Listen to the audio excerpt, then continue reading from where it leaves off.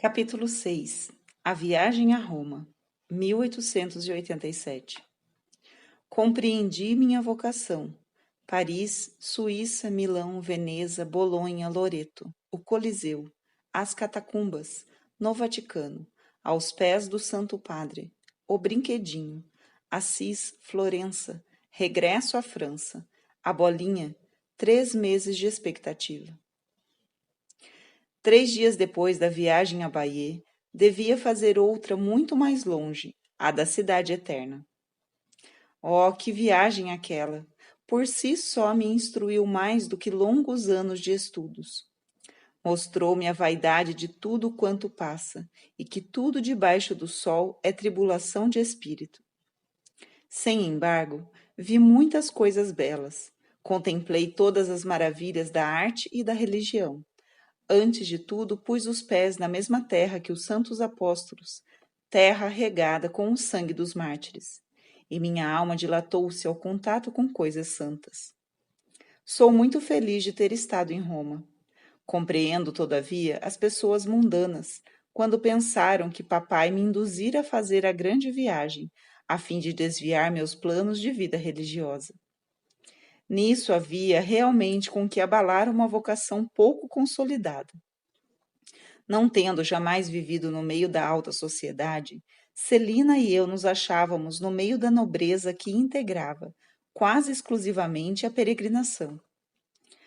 Muito ao invés de nos obcecarem, todos os títulos e esses não nos pareciam outra coisa senão fumaça. De longe, isso me lançava às vezes um pouco de poeira nos olhos, mas de perto percebi que nem tudo que brilha é ouro, e compreendi a palavra da imitação de Cristo. Não procureis essa sombra que se chama renome, não cobiceis grande número de relações, nem a amizade particular de pessoa alguma. Compreendi que a verdadeira grandeza reside na alma, não no nome, porque no dizer de Isaías, o Senhor dará outro nome aos seus eleitos. E São João também o diz: o vencedor receberá uma pedrinha branca, na qual está escrito um nome novo, só conhecido por quem o recebe. Só no céu, portanto, saberemos quais são os nossos títulos de nobreza. Então, cada qual receberá de Deus o louvor que merece. E quem na terra quis ser o mais pobre, o mais esquecido por amor de Jesus, será o primeiro, o mais nobre e o mais opulento. A segunda experiência que colhi refere-se aos sacerdotes. Por não ter jamais vivido em contato mais próximo com eles, não dispunha de elementos para compreender a finalidade principal da reforma do Carmelo. Encantava-me o rezar pelos pecadores, mas rezar pelas almas de sacerdotes, que julgava mais límpidas do que o cristal, isso me parecia coisa de espantar. Na Itália vinha a compreender minha vocação, e não era longe demais para ir buscar tão útil conhecimento. Pelo espaço de um mês, vivi com muitos sacerdotes santos, e verifiquei que, se a sua sublime dignidade os coloca acima dos anjos, nem por isso deixam de ser homens fracos e defectíveis. Se sacerdotes santos, a quem Jesus, em seu sal da terra, mostram por seu procedimento que têm extrema necessidade de oração, o que dizer dos tíbios? Não foi Jesus que declarou ainda: sal se tornar insípido, com que recuperará o sabor? Minha mãe, como é linda a vocação, que tem por finalidade conservar o sal destinado às almas. Tal é a vocação do Carmelo, dado que o único fim de nossas orações e sacrifícios é o de sermos apóstolas dos apóstolos, orando por eles, enquanto evangelizam as almas com suas palavras, e principalmente com seus exemplos. Força é que me detenha. Se continuasse a discorrer sobre o assunto, seria para mim um nunca acabar. Minha querida mãe, quero narrar-vos minha viagem com alguns detalhes. Perdoai-me se forem muitos, porque não me concentro antes de escrever, e pela escassez do meu tempo livre, escrevo em tantas ocasiões diferentes que minha narrativa talvez vos pareça enfadonha. O que me reconforta é pensar que no céu vos tornarei a falar das graças que recebi e então poderei fazê-lo em linguagem amena e graciosa. Nada mais virá interromper nossos íntimos desabafos, e num só olhar tereis a compreensão de tudo. Infelizmente, já que tenho ainda de empregar a linguagem da triste terra, tentarei fazê-lo com a simplicidade de uma criancinha que conhece o amor de sua mãe. Foi em 7 de novembro que a peregrinação partiu de Paris.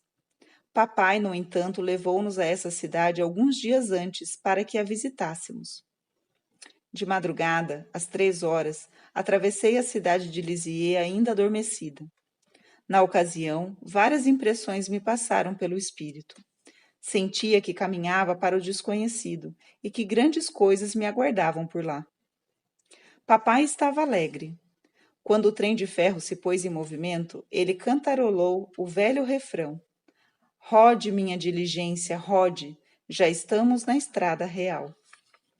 Chegando a Paris na parte da manhã, começamos logo a visitá-la.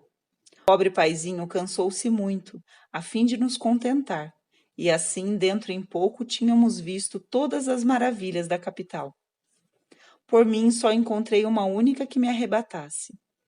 A maravilha era Nossa Senhora das Vitórias. Oh, o que senti aos seus pés, não o poderia dizer. As graças que me outorgou comoveram-me tão profundamente que só minhas lágrimas exprimiam minha felicidade, como no dia da minha primeira comunhão. A Santíssima Virgem deu-me a perceber que foi ela realmente quem sorrira para mim e quem me curara. Compreendi que velava por mim e que eu era sua filha, e por isso já não lhe podia dar outro nome a não ser o de mamãe, que me parecia mais afetuoso do que o de mãe. Com que fervor não lhe supliquei que me tornasse para sempre em sua guarda, e logo fizesse do meu sonho uma realidade, aconchegando-me à sombra do seu manto virginal. Oh, nisso consistia um dos meus primeiros desejos de criança. Crescendo, compreendi que só no Carmelo me seria possível encontrar realmente o manto da Santíssima Virgem, e a essa fértil montanha tendiam todos os meus desejos. Pedi ainda a Nossa Senhora das Vitórias desviasse de mim tudo o que poderia manchar minha pureza.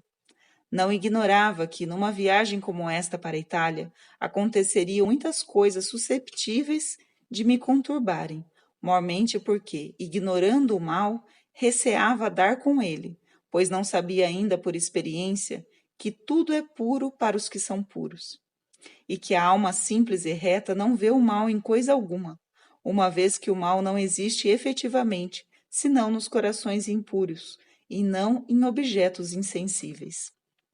Pedi também a São José velasse por mim. Desde a meninice, tinha por ele uma devoção que se fundia com meu amor à Santíssima Virgem. Recitava todos os dias a oração: Ó São José, Pai e protetor das Virgens. Por isso empreendi sem receio minha longa viagem. Estava tão bem protegida que me parecia impossível sentir medo. Depois de nos consagrar ao Sagrado Coração de Jesus na Basílica de Montmartre, partimos de Paris na segunda-feira, dia 7, pela manhã. Não demoramos em travar conhecimento com os participantes da peregrinação. Ordinariamente tão tímida que mal tinha coragem de falar, vi-me completamente livre do embaraçoso defeito. Com grande surpresa minha, conversava livremente com todas as senhoras da alta sociedade, com os sacerdotes e até com o senhor bispo de Coutances. Sentia a impressão de que sempre vivera num mundo de tal categoria. Éramos, creio eu, estimados por todo o mundo, e papai parecia orgulhar-se de suas duas filhas. Mas se tinha orgulho de nós, também tínhamos orgulho dele, pois que em toda a peregrinação não havia cavalheiro mais garboso nem mais distinto do que o meu querido rei. Gostava de ver-se acompanhado por Celina e por mim. Às vezes, quando não estávamos de carruagem e me distanciava dele, chamava-me para que lhe desse o braço, como fazia em Lisieux. O padre Reverone observava atentamente tudo o que fazíamos. Via-o muitas vezes a olhar de longe para nós. À mesa, quando eu não lhe ficava de fronte, encontrava um meio de debruçar-se, a fim de me enxergar e escutar o que falava. Sem dúvida queria conhecer-me, para saber se realmente era capaz de ser carmelita. Penso que deve ter ficado satisfeito com a investigação, porque no final da viagem pareceu estar com boas disposições a meu respeito, mas em Roma ficou muito longe de me favorecer, como o explicarei mais adiante. Antes de chegarmos à Cidade Eterna, alvo de nossa peregrinação, foi-nos dado contemplar muitas maravilhas. Primeiro a Suíça com suas montanhas, cujos cumes desaparecem nas nuvens, com as graciosas cascatas a borbulhar de 1000 maneiras diferentes, com seus vales profundos, cheios de gigantescas samambaias e de urzes cor-de-rosa. Ó, minha querida mãe, quanto bem não fizeram à minha alma as belezas da natureza, que se alastravam com exuberância. Como a levantaram até aquele que se comprazeu de lançar tais obras-primas em terra de exílio, cuja duração não passará de um dia. Meus olhos não eram suficientes para ver. De pé, junto à portinhola, quase perdi a respiração. Quisera estar em ambos os lados do vagão, pois quando me voltava para a outra banda, punha os olhos em paisagens de visão encantadora, totalmente diversas daquelas que se desdobravam à minha frente. Achávamos, por vezes, no cume de uma montanha. A nossos pés, uns precipícios, cuja profundidade o olhar não podia alcançar.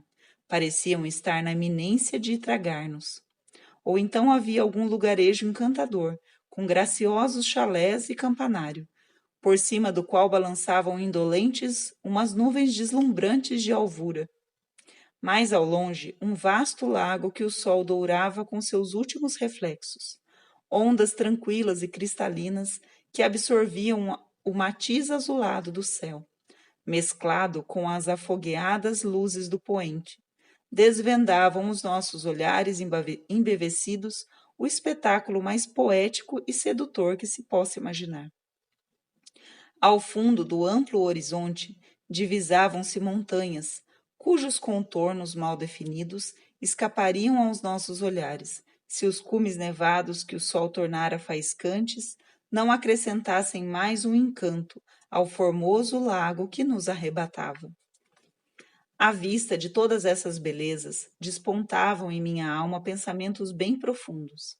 Parecia-me compreender desde já a grandeza de Deus e as maravilhas do céu. Afigurava minha vida religiosa tal qual ela é em si, com todas as suas sujeições, com seus pequenos sacrifícios feitos na obscuridade. Compreendia como era fácil ensimesmar-se e esquecer a meta sublime de sua vocação. E dizia-me, mais tarde, à hora da provação, quando já não puder, prisioneira que for do Carmelo, contemplar senão uma pontinha do céu estrelado, lembrar-me-ei de tudo quanto estou vendo hoje. Tal pensamento me dará coragem e facilmente esquecerei meus pobres e mesquinhos interesses, considerando a grandeza e o poder do Deus, a quem quero unicamente amar. Não terei a desgraça de apegar-me a ninharias, agora que meu coração pressentiu o que Jesus reserva aos que o amam. Tendo admirado o poder do bom Deus, pude ainda admirar o poder que deu às suas criaturas. A primeira cidade da Itália que visitamos foi Milão. A catedral, toda de mármore branco, com estátuas em número suficiente para constituir um povo quase incalculável, foi para nós visitada em suas mínimas particularidades. Celina e eu éramos arrojadas, sempre as primeiras, indo imediatamente atrás do senhor bispo, a fim de vermos tudo o que dizia respeito às relíquias dos santos e entendermos bem as explicações. Deste modo, enquanto oferecia o santo sacrifício sobre o túmulo de São Carlos, permanecíamos atrás do altar, com a fronte apoiada na urna que encerra o corpo do santo, revestido das insígnias pontificais. Assim era por toda a parte, exceto quando se tratava de irmos até onde não seria compatível com a condição de um bispo, porque então tínhamos o bom senso de apartar-nos de sua excelência. Deixando que as senhoras medrosas cobrissem o rosto com as mãos, depois de terem subido as primeiras torrinhas que formam o alto da catedral, seguimos os romeiros mais afoitos e chegamos até o pináculo do último campanário de mármore, donde tivemos a satisfação de ver a nossos pés a cidade de Milão, cujos habitantes numerosos davam a impressão de um pequeno formigueiro. Depois de descermos do nosso ponto de observação, começamos nossos passeios de carruagem, que iriam durar um mês inteiro e saturar, uma vez por todas, meu desejo de rodar incansavelmente. O Campo Santo enlevou-nos mais ainda do que a catedral. Todas as estátuas de mármore branco, a que um cinzel genial parecia ter comunicado vida real, estão dispostas no vasto campo de finados com certa displicência, o que para mim lhe aumentava o encanto. Poderia alguém sentir a tentação de querer consolar os ideais personagens de que se está cercado? A expressão é tão autêntica, a dolência é tão serena e tão resignada, que se não pode deixar de reconhecer noções de imortalidade, que deviam encher o coração dos artistas ao executarem tais obras-primas. Aqui é uma criança a esparzir flores sobre a tumba dos pais. O mármore parece ter perdido seu peso e as pétalas delicadas parecem deslizar por entre os dedos da criança. O vento, ao que parece, vai desfolhá-las, como também parece ondular o tênue véu das viúvas e as fitas que adornam os cabelos das donzelas. Como nós, papai também estava extasiado. Na Suíça sentia-se fatigado. Agora, porém, voltando novamente sua boa disposição, desfrutava o belo espetáculo, objeto de nossa contemplação. Sua alma de artista revela-se em expressões de fé e admiração, que transpareciam em seu lindo semblante. Um idoso francês, que por certo não possuía alma tão poética, olhava-nos de esguelha e comentava de mau humor, fazendo um arzinho de quem lamenta não partilhar nossa admiração. Oh, como são entusiásticos os franceses! O coitado desse senhor, creio eu, teria lucrado em ficar em casa, pois dava a impressão de não estar contente com a viagem. Permanecia muitas vezes perto de nós, e de sua boca vinham sempre reclamações. Estava descontente com conduções, hotéis, pessoas e cidades, enfim, com todas as coisas. Em sua habitual grandeza de alma, papai tentava consolá-lo, oferecia-lhe seu próprio lugar, etc. Em conclusão, sempre se dava bem em toda parte, por ter um gênio diretamente oposto ao de seu petulante vizinho. Ah, quantas pessoas diferentes não vimos! Quão interessante não é o estudo do mundo para quem está na iminência de deixá-lo. Em Veneza, houve completa mudança de cenário. Em lugar do burburinho das grandes cidades, não se ouvem, no meio do silêncio, senão os gritos dos gondoleiros e o murmúrio das ondas batidas pelos remos. Veneza tem seus encantos, mas acho triste a cidade. O Palácio das Doges é esplendoroso, mas é triste também em suas amplas acomodações, onde polpeiam o ouro, as madeiras de lei, os mais preciosos mármores e as pinturas dos maiores artistas. Desde muito deixaram as sonoras abóbadas de repercutir a voz dos governantes a proclamar sentenças de vida e de morte nas salas que tínhamos atravessado. Já não sofrem os infelizes prisioneiros, encerrados pelos doges em masmorras e calabouços. Quando visitei as horrendas prisões, julgava estar na época dos mártires, e quisera ficar ali para os imitar. Mas tivemos de sair de lá rapidamente e passar pela Ponte dos Suspiros, assim chamada por causa dos suspiros de alívio que davam os condenados por se verem livres do horror dos subterrâneos, aos quais prefeririam a própria morte. Depois de Veneza, fomos a Pádua, onde veneramos a língua de Santo Antônio. Depois a Bolonha, onde vimos Santa Catarina, que conserva a marca do beijo do menino Jesus. Muitos pormenores há interessantes que poderia indicar a respeito de cada cidade e de 1000 pequenas circunstâncias particulares de nossa viagem, mas não chegaria a dar conta do recado. Por esse motivo, limitar-me-ei a descrever as minúcias principais. Foi com alegria que deixei Bolonha. A cidade tornara-se insuportável para mim, por causa dos estudantes dos quais está repleta. Formavam alas quando tínhamos a má sorte de ir a pé, sobretudo por causa do pequeno incidente que me ocorreu com um deles. Nota: ao descer do trem, conta Celina, procurava cada qual sua condução na plataforma. Papai tinha se afastado um tanto para ir buscar a mala. No momento, um dos estudantes que se acotelavam nos pontos de acesso da estação agarrou Teresa e já a levava bem longe. Mas fulminei-lhe tal olhar, contou-me Teresa por sua vez, que me largou incontinente. Celina, aliás, percebera toda a situação e vinha correr em socorro. Observação da Madre Inês de Jesus. Dei-me por feliz ao tomar a estrada de Loreto. Não me surpreende que a Santíssima Virgem escolhesse o lugar para ali transportar sua abençoada casa, onde paz, alegria, pobreza dominam como soberanas. Tudo é simples e primitivo. As mulheres conservam seu gracioso traje italiano e não adotaram a moda de Paris, como fizeram as de outras cidades. Enfim, Loreto encantou-me. Que direi da Casa Santa? A minha emoção foi profunda quando me encontrei debaixo do mesmo teto que a Sagrada Família, a contemplar as paredes nas quais Jesus fixava seus olhares divinos, a pisar o chão que São José regava de suores, onde Maria carregava Jesus nos braços, depois de tê-lo trazido em seu seio virginal. Vi o cubículo onde o anjo descera para junto da Santíssima Virgem. Coloquei meu terço na tigelinha do menino Jesus. Como encantam essas recordações! Entretanto, nossa maior consolação foi a de receber-nos o próprio Jesus no interior de sua casa e de sermos seu templo vivo, no mesmo lugar que honrara com sua presença.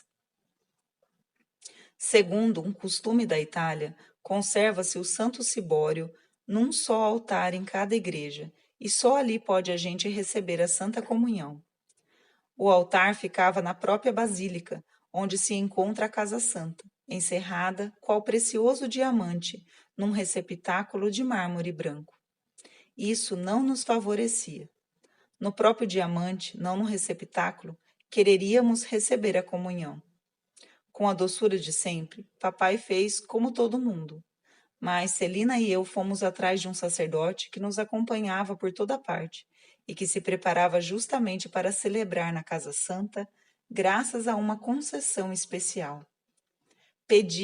Pediu 2 partículas, que colocou na patena com a hóstia grande, e compreendeis, minha querida mãe, qual não foi nosso enlevo por fazermos todas as 2 a Santa Comunhão dentro da abençoada casa. Foi uma aventura toda celestial, que palavras não são capazes de interpretar. Que acontecerá então quando recebemos a comunhão na eterna mansão do Rei dos Céus? Veremos então que já não se acabará nossa alegria, que já não haverá tristeza de separação, e que para levar uma lembrança não nos será necessário raspar furtivamente as paredes santificadas pela presença divina, pois que sua casa será a nossa por toda a eternidade. Ele não nos quer dar sua casa da terra, contenta-se em nola mostrar, para que nos faça amar a pobreza e a vida oculta. Aquela que nos reserva é seu palácio na glória, onde já não o veremos oculto, na aparência de uma criança ou de uma hóstia branca, mas tal qual é na força de seu infinito resplendor. Resta-me agora falar de Roma, meta de nossa viagem, onde julgava encontrar consolo, mas onde fui deparar com a cruz. A nossa chegada era noite, e como tivéssemos adormecido, acordamos aos gritos dos funcionários da estação. Roma, Roma! Não era sonho, estava em Roma. O primeiro dia transcorreu fora dos muros. Foi talvez o mais delicioso, pois todos os monumentos conservaram o cunho de antiguidade.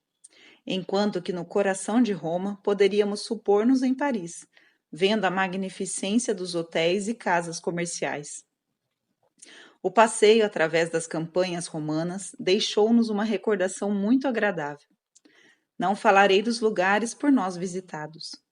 Existem muitos livros que se alargam em sua descrição. Será apenas a respeito das principais impressões que tive. Uma das mais doces foi a que me causou súbita comoção à vista do Coliseu, pois estava afinal a contemplar a arena, onde tantos mártires derramaram seu sangue por Jesus. Já me dispunha a beijar o chão por ele santificado, mas que decepção!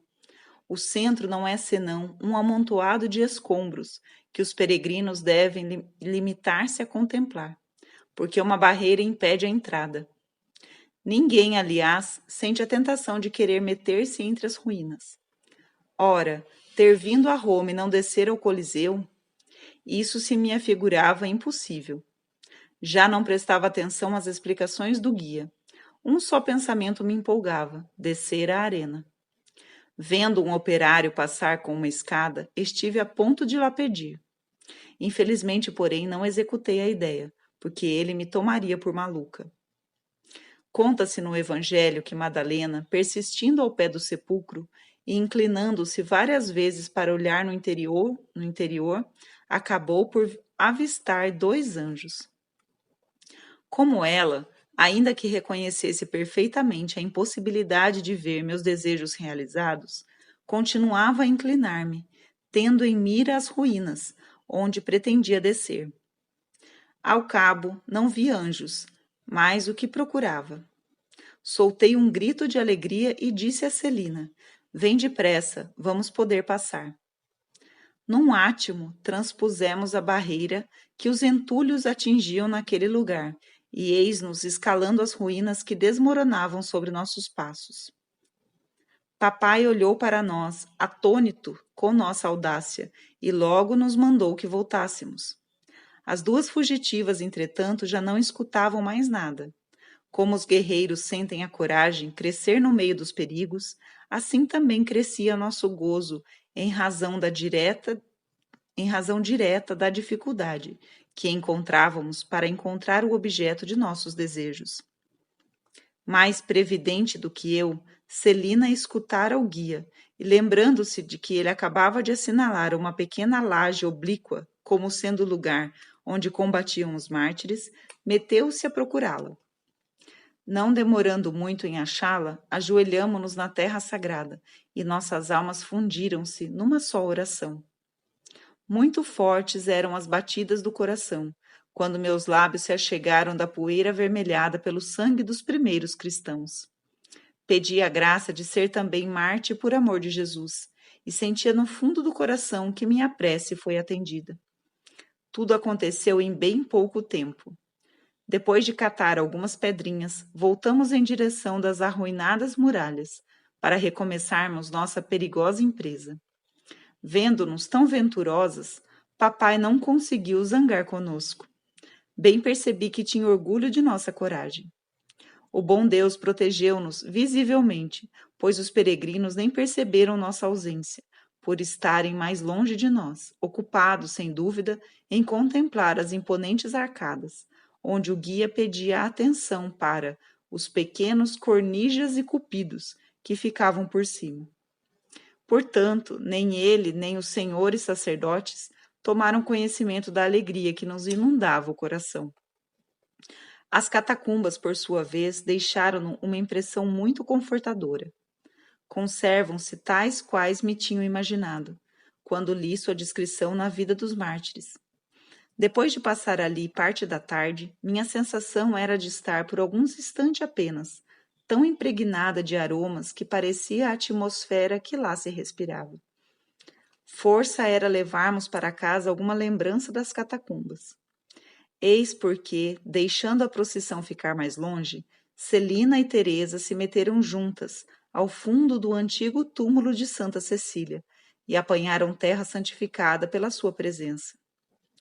Antes de minha viagem a Roma, não tinha nenhuma devoção particular pela santa, mas visitando-lhe a casa, transformada em igreja, lugar de seu martírio, e sabendo que ela fora proclamada rainha da harmonia, não por causa de sua bela voz, nem por causa do talento musical, mas pela recordação do canto virginal que entoou ao celeste esposo, escondido no âmago de sua alma. Senti por ela mais do que devoção, era uma verdadeira ternura de amiga. Tornou-se a santa de minha predileção, minha íntima confidente. Nela tudo me encanta, principalmente seu abandono, sua ilimitada confiança, que a tornara capaz de virginizar almas que jamais teria almejado outras alegrias senão as da vida presente.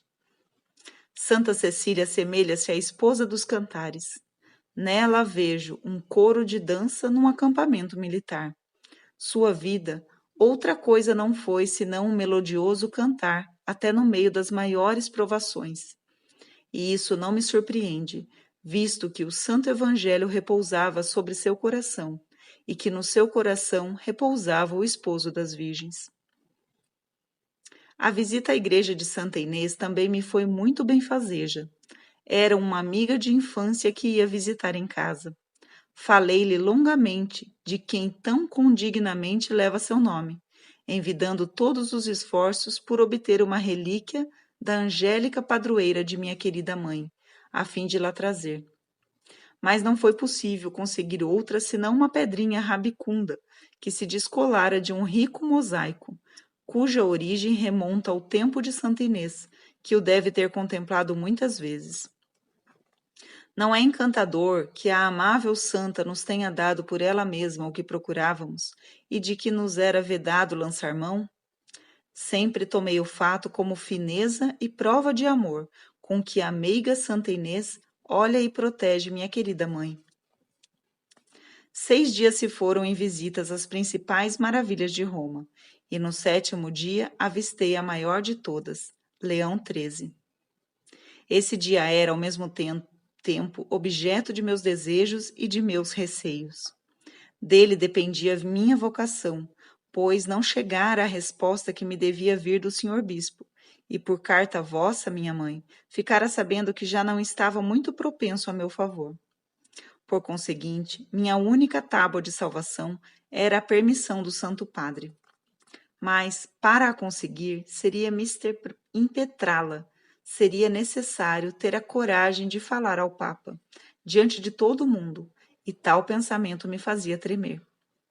O que padeci antes da audiência, só o bom Deus o sabe, e também minha querida Celina.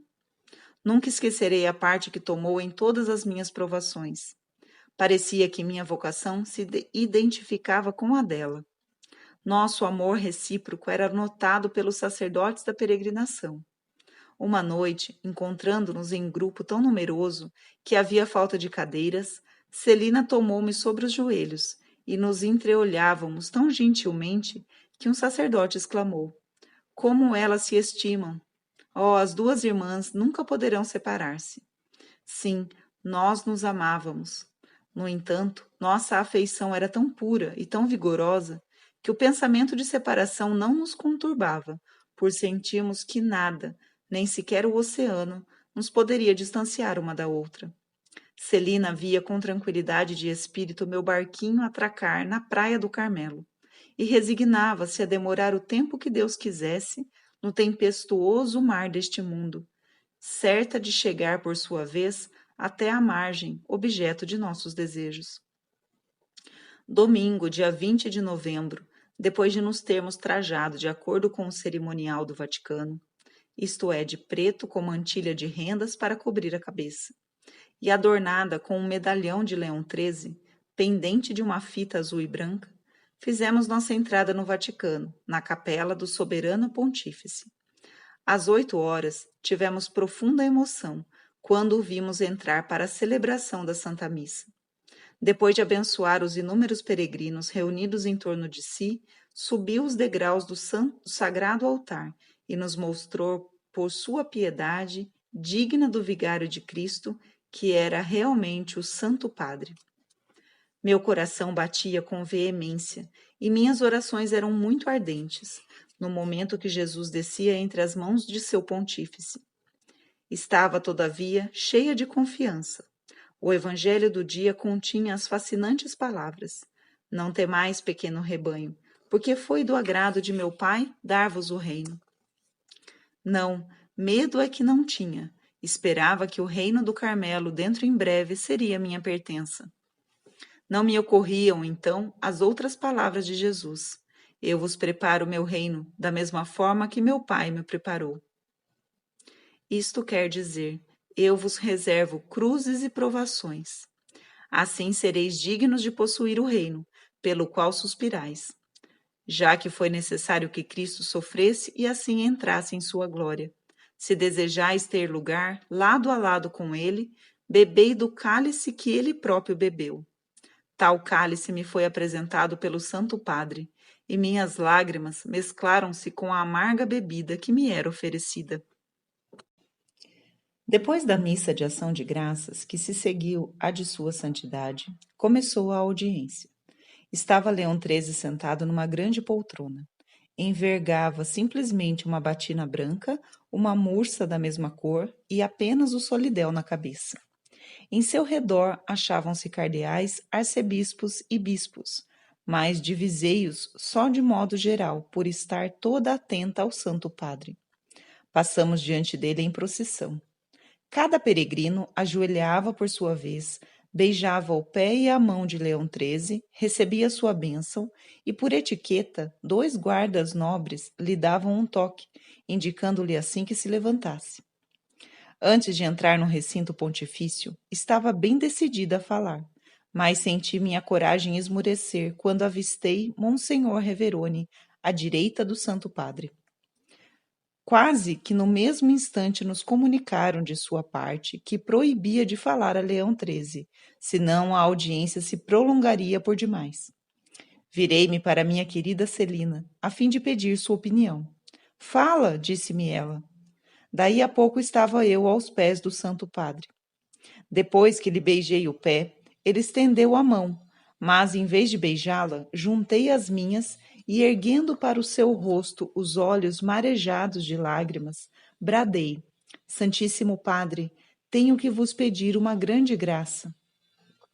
Então o soberano pontífice curvou a fronte para mim, de sorte que meu rosto quase roçava no seu, e vi seus olhos negros e fundos fixar-se em mim, querendo, ao que parecia, penetrar até o fundo de minha alma. Santíssimo Padre, disse-lhe, em honra de vosso jubileu, dai-me a permissão de entrar para o Carmelo aos 15 anos de idade. A emoção certamente fizera minha voz tremer. Por isso, voltando-se para Monsenhor Reveroni, que entre surpreso e descontente me fitava, disse o Santo Padre: Não estou entendendo muito bem. Tivesse o bom Deus permitido, fácil seria Monsenhor Reveroni alcançar-me o que eu desejava, mas era a cruz e não consolo que ele, o bom Deus, queria dar-me. Santíssimo Padre, respondeu o vigário-geral, é uma criança que deseja entrar para o Carmelo aos 15 anos de idade, mas os superiores examinam a questão no momento. Pois então, minha filha, tornou a falar o Santo Padre, olhando para mim com bondade, fazei o que os superiores vos disserem. Apoiando-me então com as mãos em seus joelhos, tentei um derradeiro esforço e falei com voz suplicante. Ó Santíssimo Padre, se vós disserdes que sim, todo mundo certamente o quererá de boa vontade. Ele fitou-me com firmeza e proferiu estas palavras, acentuando cada sílaba. Vamos lá, vamos lá. Entrareis, se o bom Deus o quiser. O timbre de voz tinha algo de tão penetrante e tão comovente que ainda me parece tê-lo ouvido. Animada com a bondade do Santo Padre, queria continuar a falar, mas os 2 guardas nobres deram-me um toque delicadamente, que me levantasse. Vendo que não adiantava, tomaram-me pelos braços e Monsenhor Reveroni ajudou-os a erguer-me, pois eu continuava ainda com as mãos juntas, apoiadas nos joelhos de Leão XIII, e foi a força que me arrancaram de seus pés.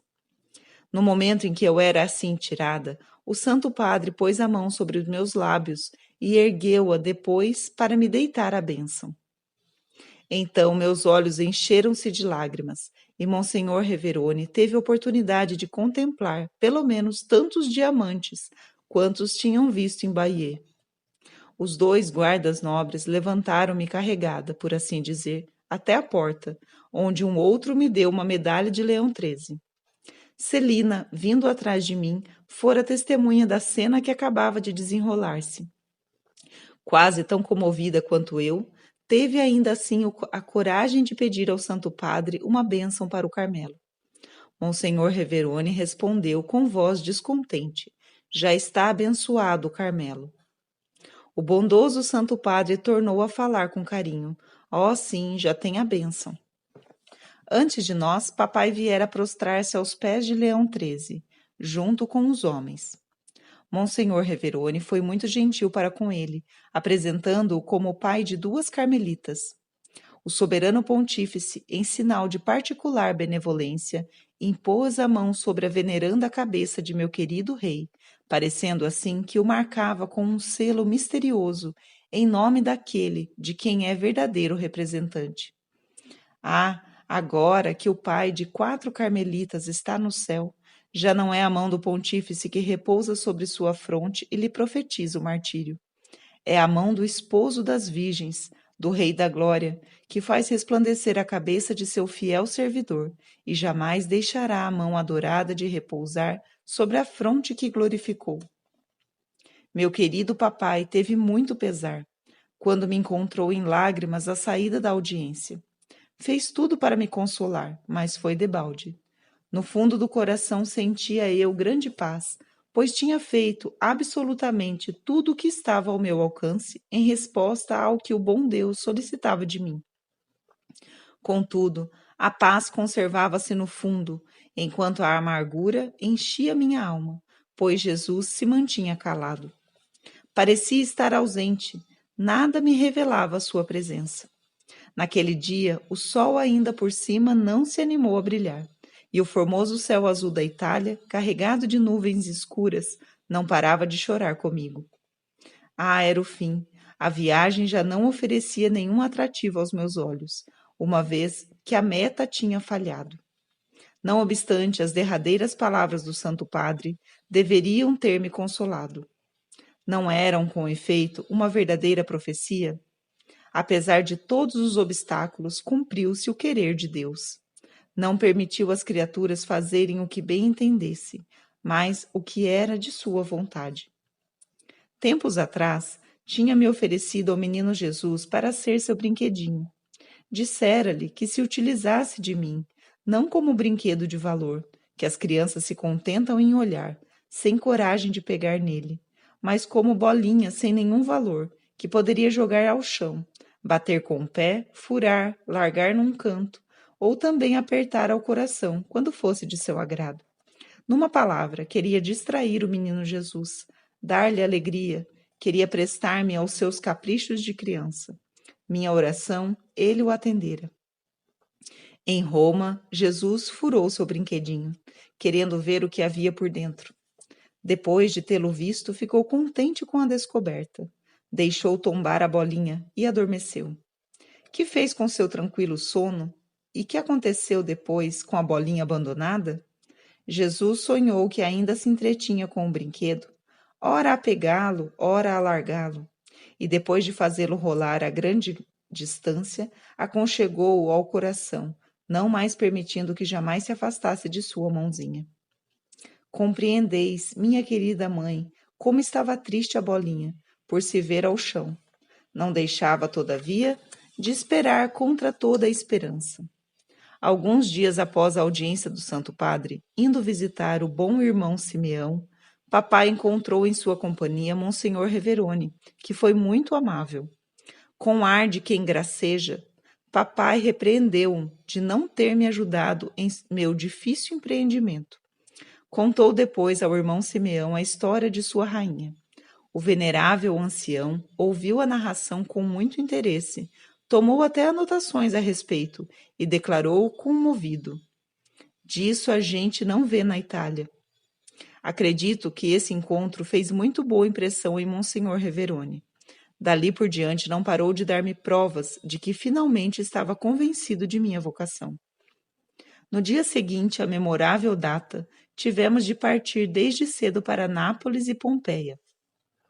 Em nossa homenagem, o Vesúvio fez ruído o dia inteiro e, com seus disparos de canhão, fazia escapar espessa coluna de fumaça. As marcas que deixou nas ruínas de Pompeia são pavorosas.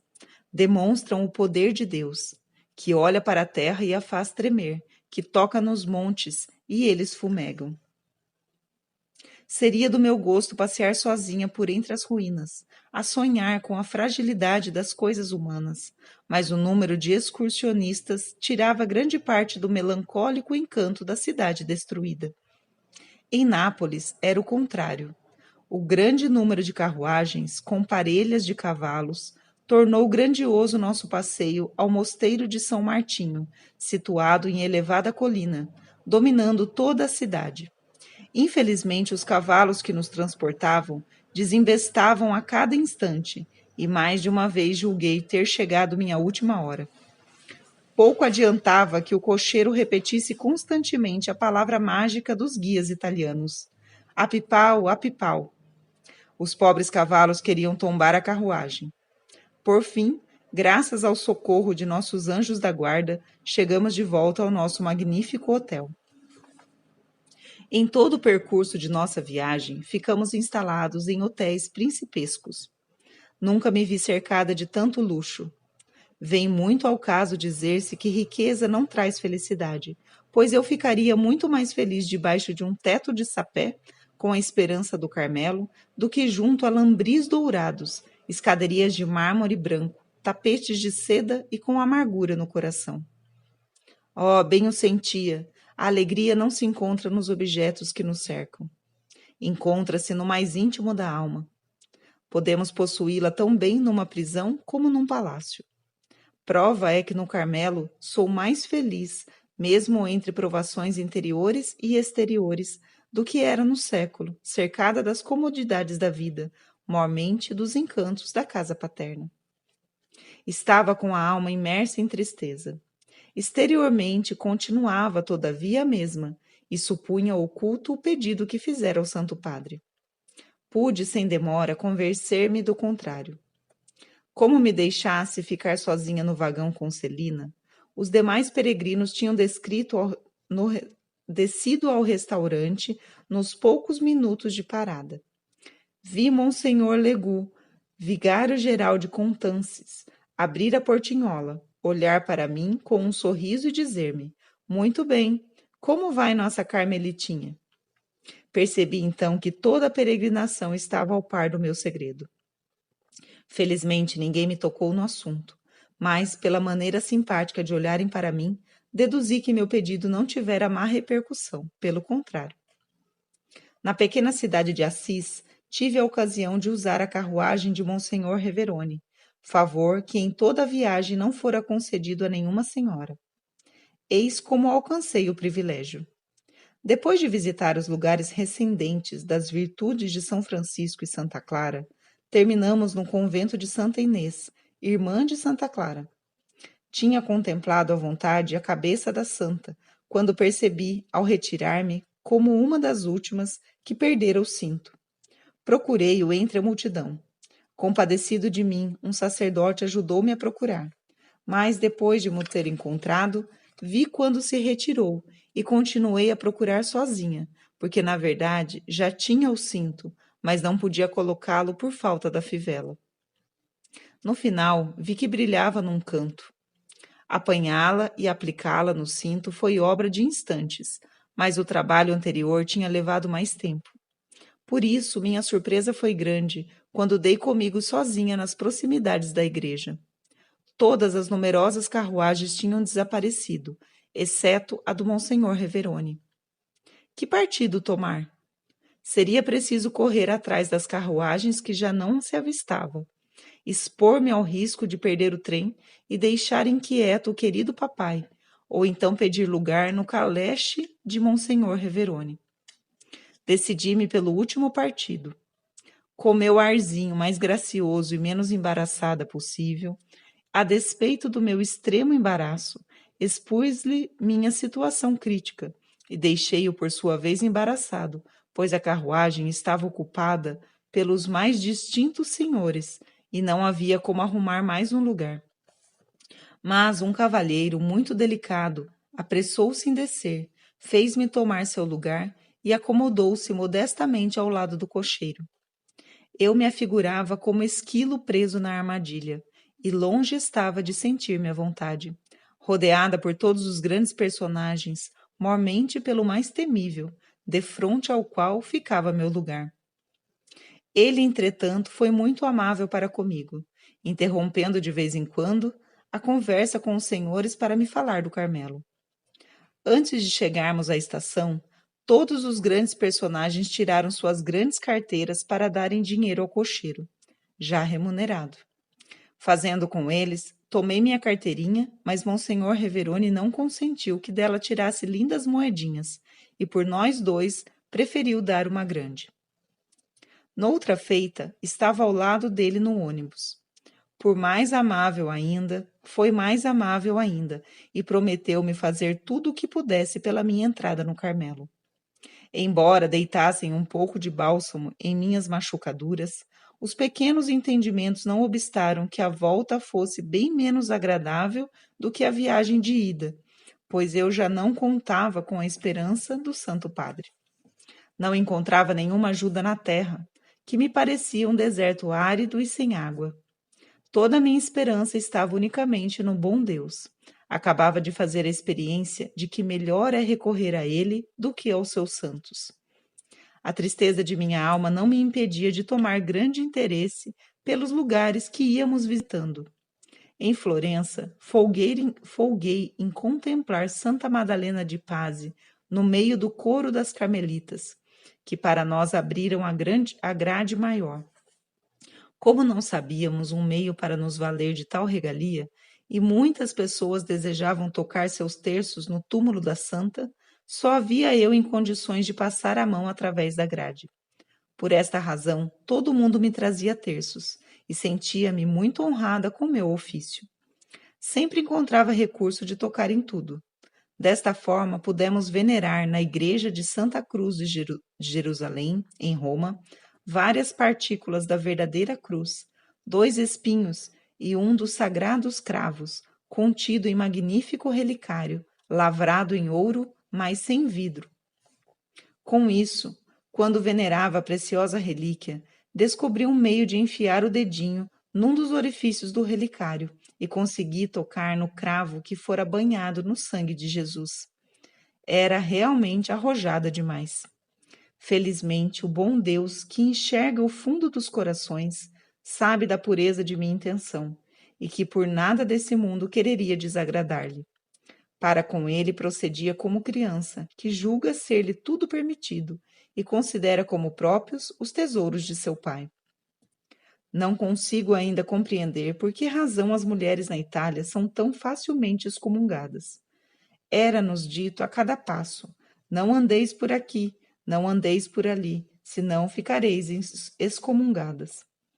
Oh, como são desprezadas as pobres mulheres!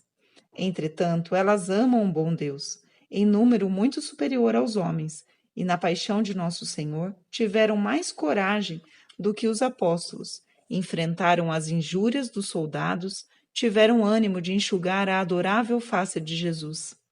Não padece dúvida, por isso permite ele que sua partilha na terra seja o desprezo, pois o escolheu para si próprio.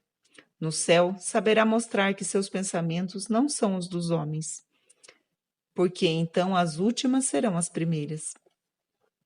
Mais de uma vez na viagem não tive paciência de esperar pelo céu para ser a primeira.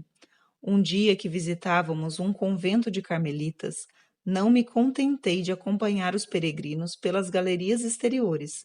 Penetrei debaixo dos claustros interiores. De chofre vi um bom velho carmelita a dar-me um sinal para que me retirasse.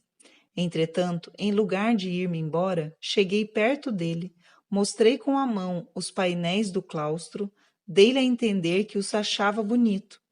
Pelos cabelos soltos e pela minha fisionomia juvenil, reconheceu sem dúvida que eu era criança.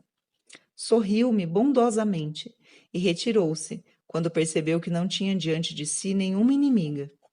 Soubesse falar-lhe em italiano, dir-lhe-ia que era futura carmelita, mas não me foi possível, por causa dos construtores da Torre de Babel.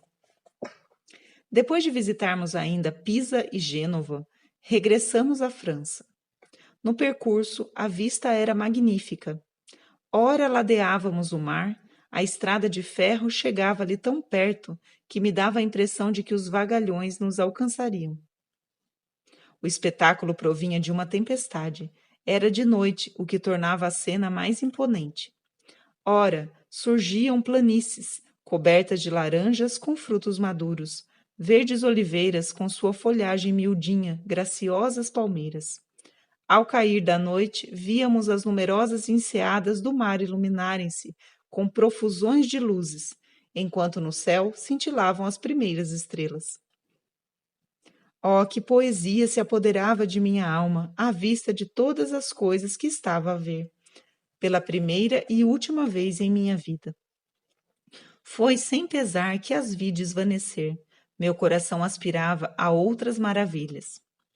Tendo contemplado bastante as belezas da terra, eram as do céu objeto de seus desejos, e para as transmitir às almas queria constituir-me prisioneira.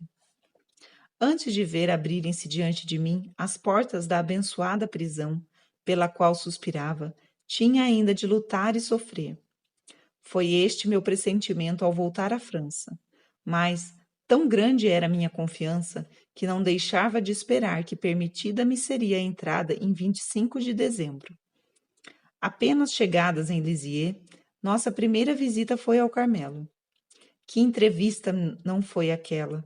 Tínhamos tanta coisa para nos dizer umas às outras após um mês de separação, mês que me pareceu muito comprido, durante o qual aprendi mais do que em 20 anos. Ó, minha querida mãe, que doçura foi para mim ver-vos novamente, abrir-vos minha pobre alminha ferida, a vós que sabíeis compreender-me tão bem, a quem bastava uma palavra, um olhar, para que tudo adivinhasseis. Tinha-me abandonado totalmente, tinha feito tudo quanto de mim dependia, tudo, até o falar ao Santo Padre. Por isso já não sabia o que ainda me caberia fazer. Disseste-me que escrevesse ao senhor bispo e tornasse a lembrar-lhe o prometido. Logo o fiz, do melhor modo que me foi possível, mas em termos que meu tio achou demasiado simples. Ele reformou minha carta. No momento em que ia pô-la no correio, recebi uma vossa, em que dizíeis para não escrever, para aguardar alguns dias ainda. Obedeci sem demora, pois estava certa de que era o melhor meio de não me enganar. Afinal, 10 dias antes do Natal, minha carta foi despachada. Muito convencida de que a resposta não se faria esperar, todas as manhãs depois da missa ia com papai ao correio, com a fé de ali encontrar a permissão de pôr-me a salvo. Mas cada manhã vinha nova decepção, que aliás não abalava minha fé. Pedia a Jesus rompesse meus laços. Ele rompeu-os, mas de maneira muito diferente do que eu esperava. Chegou a bela festa do Natal, e nada de Jesus acordar. Largou por terra a sua bolinha, sem lhe deitar um olhar sequer. Meu coração estava esmurecido, quando me encaminhei para a missa da meia-noite, a qual cantava tão certo assistir por detrás das grades do Carmelo. Bem grande para minha fé foi a provação, mas aquele, cujo coração fica de guarda durante o sono, fez-me compreender que a quem tem a fé igual a um grão de mostarda, ele concede milagres e faz as montanhas mudarem de lugar, a fim de consolidar essa fé tão diminuta. Mas para os seus íntimos, para sua mãe, não opera milagres antes de haver provado sua fé. Não deixou Lázaro morrer, muito embora Marta e Maria lhe mandassem recado que estava doente? Nas bodas de Caná, tendo a Santíssima Virgem pedido a Jesus acudisse ao dono da casa, não lhe respondeu que sua hora não tinha ainda chegado? Mas depois da prova, que recompensa! A água muda em vinho, Lázaro ressuscita. Assim procedeu Jesus com sua Teresinha. Depois de prová-la por muito tempo, cumpriu à larga todos os desejos de seu coração. Na tarde da radiosa festa que passei entre lágrimas, fui visitar as Carmelitas. Grande foi minha surpresa, quando, ao abrir-se a grade, dei com os olhos no encantador menino Jesus, tendo na mão uma bola, sobre a qual estava escrito meu nome. Em lugar de Jesus, muito pequeno para falar, as carmelitas cantaram, em minha honra, um cântico composto pela minha querida mãe.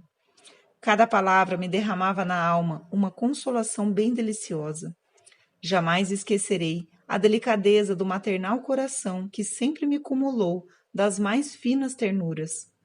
Depois de agradecer, com a efusão de aliviadas lágrimas, contei a surpresa que minha querida Celina me tinha preparado, quando voltávamos da missa de meia-noite. Em meu quarto, encontrei dentro de um lindo recipiente um naviozinho que trazia o menino Jesus a dormir, com uma bolinha ao seu lado. Sobre a vela branca escrevera Celina estas palavras: Eu durmo, mas o meu coração está de guarda. E sobre a embarcação esta única palavra: abandono. Oh, se Jesus ainda não dizia a palavra à sua noivinha, se os seus divinos olhos continuavam sempre cerrados, pelo menos se lhe revelava, por meio de almas que compreendiam todas as delicadezas e o amor de seu coração. No primeiro dia do ano de 1888, Jesus ainda me presenteou com a sua cruz. Desta vez, porém, estava sozinha para carregar, pois era tanto mais dolorosa quanto mais incompreendida. Uma carta da Madre Maria de Gonzaga me comunicava ter chegado a resposta do Sr. Bispo no dia 28, festa dos Santos Inocentes, mas que não me pusera ao corrente, porque decidira que minha entrada só se efetuaria depois da Quaresma. Não pude conter as lágrimas quando pensei em tão longo prazo. Para mim teve aprovação um caráter todo particular. Via meus laços rompidos por parte do mundo, mas agora a Santa Arca negava a entrada à mísera pombinha. Admito de bom grado que darei a impressão de ser pouco razoável, não aceitando com alegria esses 3 meses de exílio. Mas admito também que, sem o parecer, a provação foi muito grande e me fez crescer bastante no abandono e noutras virtudes. Como se passaram os 3 meses tão ricos em graças para minha alma? Primeiramente ocorreu-me o pensamento de não me preocupar em ter uma vida tão bem disciplinada, como era meu costume. Logo, porém, compreendi o valor do tempo que me era disponível e decidi dedicar-me, mais do que nunca, a uma vida compenetrada e mortificada. Se digo mortificada, não é para levar a crer que praticasse penitências. Infelizmente, nunca fiz nenhuma. Muito longe de me assemelhar às belas almas que desde a infância praticava toda sorte de mortificações, não sentia nenhum atrativo por elas. Isso provinha sem dúvida de minha covardia, porque poderia, como Celina, encontrar 1000 pequenas maneiras para me levar a sofrer. Mas, em lugar disso, deixava-me regalar e tratar bem como um filhote de passarinho que não carece de penitência. Minhas mortificações consistiam em dominar minha vontade, sempre pronta a impor-se, em não soltar palavra de réplica, em prestar pequenos obséquios, sem alarde, em não apoiar o dorso quando sentava, etc., etc. Foi pela prática desses nadas que me preparei para ser a desposada de Jesus. Não posso dizer quão doces eram as recordações que tal expectativa me deixou. 3 meses passam depressa. Afinal, chegou o momento tão ardentemente desejado.